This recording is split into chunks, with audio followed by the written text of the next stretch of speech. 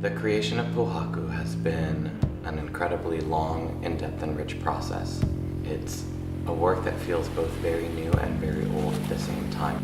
It's very new for me because it's the first work that I've made that really incorporates my Native Hawaiian background and the traditions of that cultural background with my modern dance background.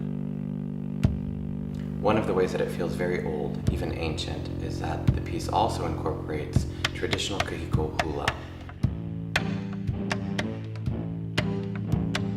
When I was a child, we started to dance hula as a family, and one of the first teachers we had was my late cousin John.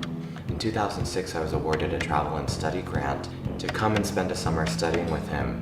Unfortunately, 2 weeks after I received the notification, my cousin John passed away, and a couple of years later, in the summer of 2009, I finally was able to come to the Hawaiian Islands and study his work. So much of the foundation of this work, Pōhaku, was laid in that time.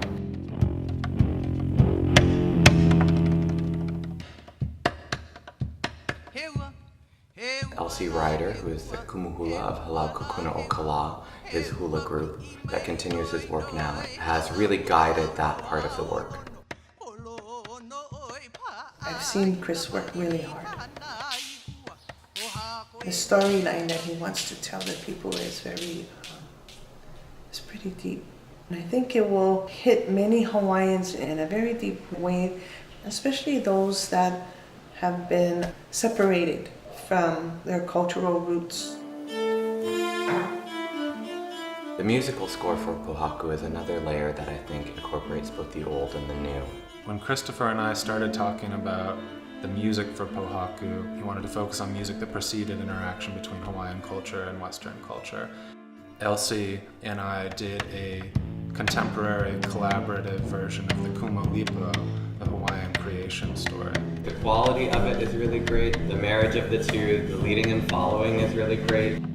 I felt so honored for her to be sharing the chant with me, but then to be asked to interpret that piece musically in my own way felt very powerful. I also realized that in order to give audience members enough context about these subject matters, supportive imagery was really important. So I reached out to a longtime collaborator and friend, Serene Harabidian, and asked her to work with me on creating a projection design for the work.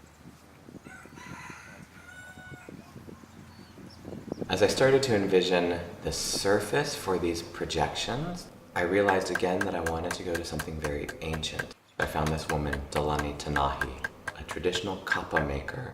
Kapa is a kind of traditional Hawaiian cloth made from tree bark. If you're trying to do this thing and capture this time and this art and do it that way, you have to do it the hard way. It's grow a tree, chop it down, sit down all day and pound it. One of the many reasons I was interested in her as a collaborator is that her personal story reflects mine a lot.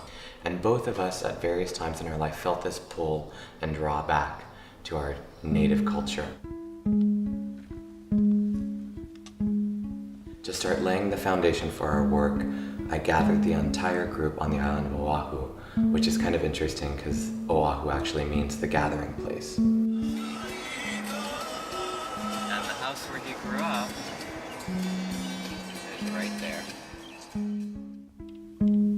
After a few days on Oahu, the entire team then traveled to Maui, where we've been hosted by the Maui Arts and Cultural Center for a 2-week development residency.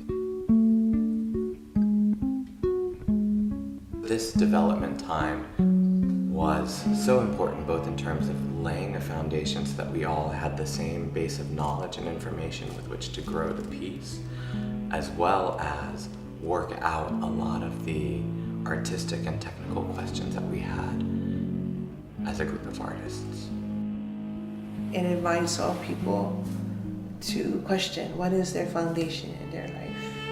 What are those things of the past that helps to bring them forward and make them strong? As Hawaiians, we value that.